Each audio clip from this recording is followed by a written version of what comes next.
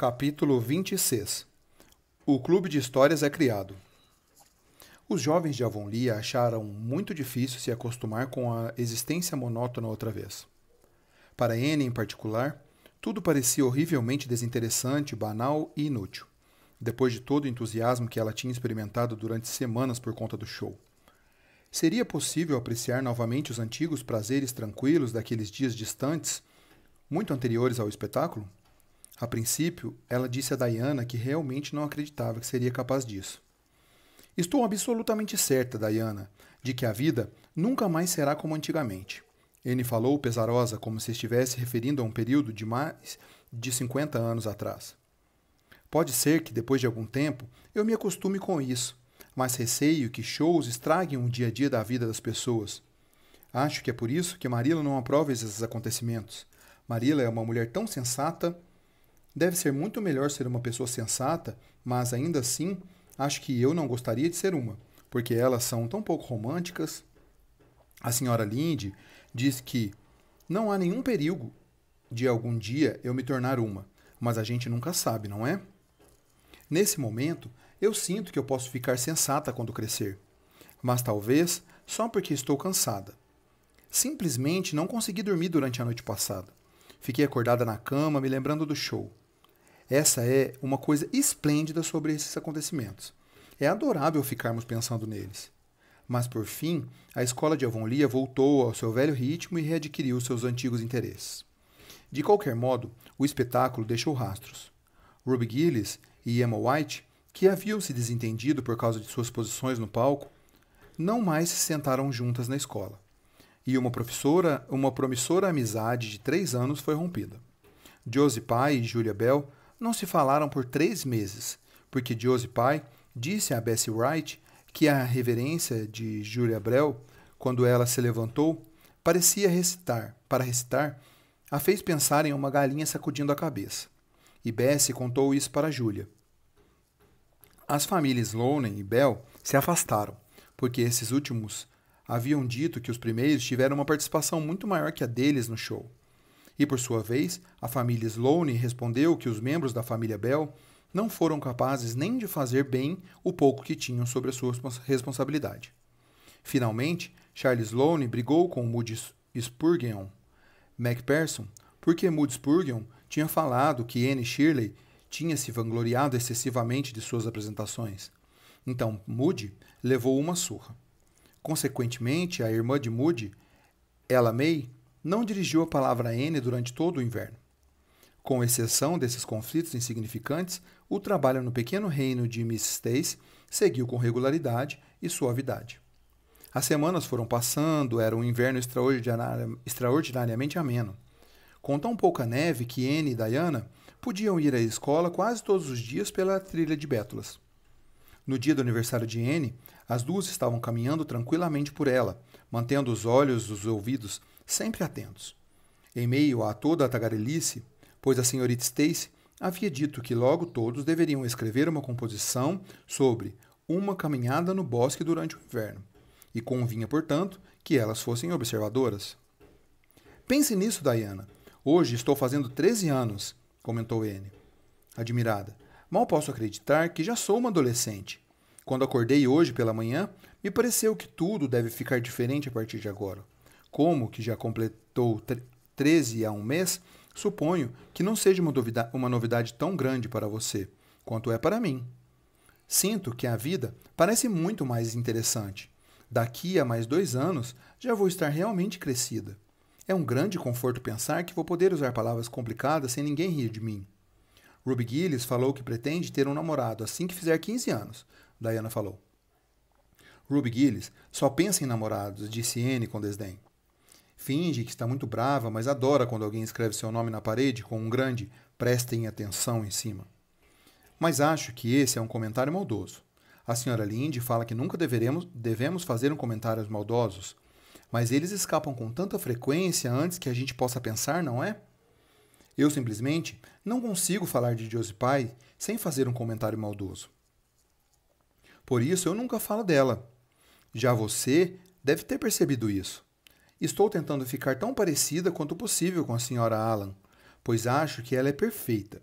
O Sr. Alan também pensa assim.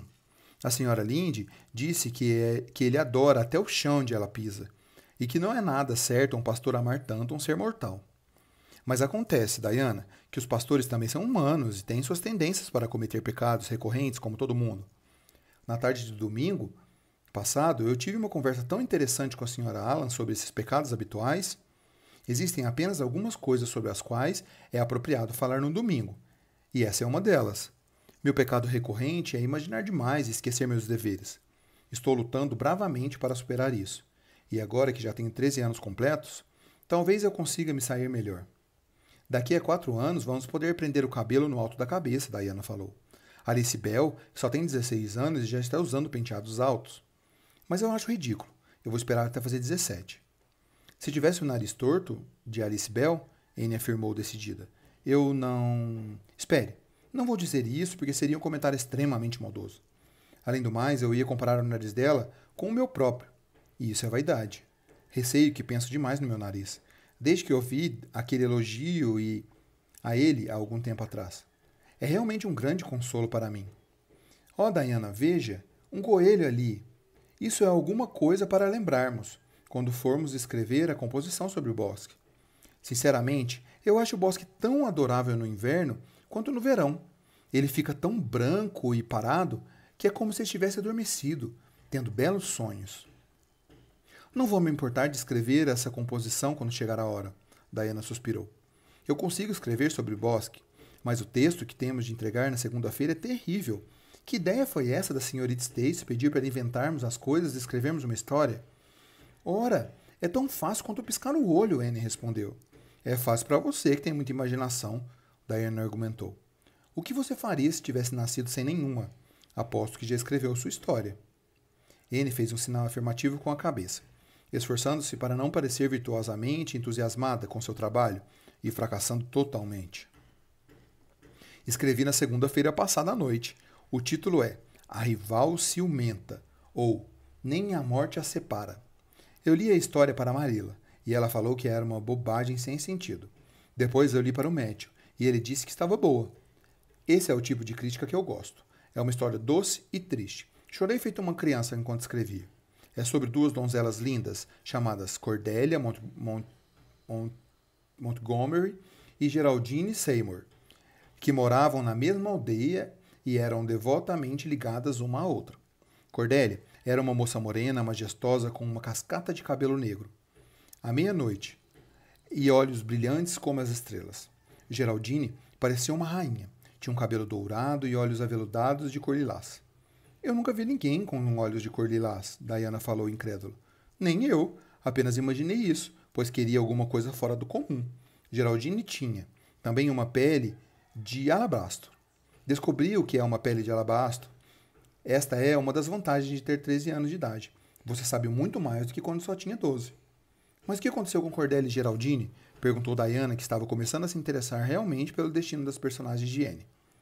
Elas cresceram cada dia mais bonitas e sempre juntas, até completarem 16 anos, quando Bertrand de Verret chegou à aldeia onde elas viviam e se apaixonou pela bela Geraldine. Tudo começou quando ele salvou a vida dela, pois o cavalo da moça tinha disparado com ela na charrete, o que a fez desmaiar nos braços de Beltrán, que a carregou para casa por quase 5 quilômetros. Isso porque, como você pode imaginar, a charrete ficou totalmente destruída.